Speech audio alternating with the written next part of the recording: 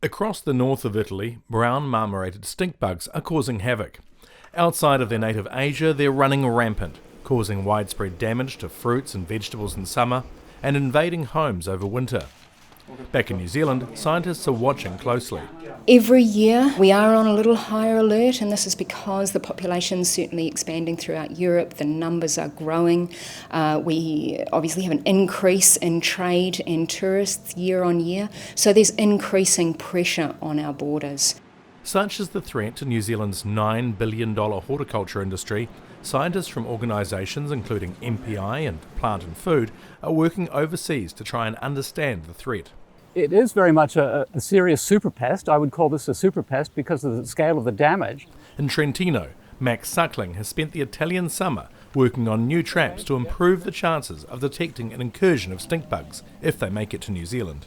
One of the traps that we've been working on most recently is a live trap, and it's a little bit like a fish trap basically, but it generates a pheromone plume and the bugs are going into that trap in much higher numbers than they have been to the standard sticky panel.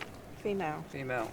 On the farms, netting is proving effective in some situations, but it's not possible to net all types of crops, and pesticides are ineffective too. This crop of soybeans was sprayed just 3 days ago.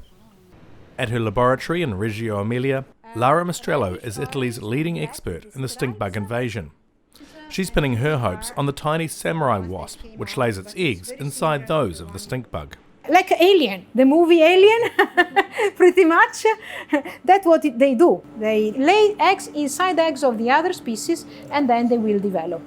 The samurai wasp has been approved for release in New Zealand if the stink bugs arrive, although scientists believe it's not so much if, but when. I'm really hoping this isn't the year, but we can only really get away with it for so long before we have to respond to bugs out in the environment. In the meantime, vigilance is key. So if you see one of these critters in the shoes you ordered from eBay, make sure to let someone know.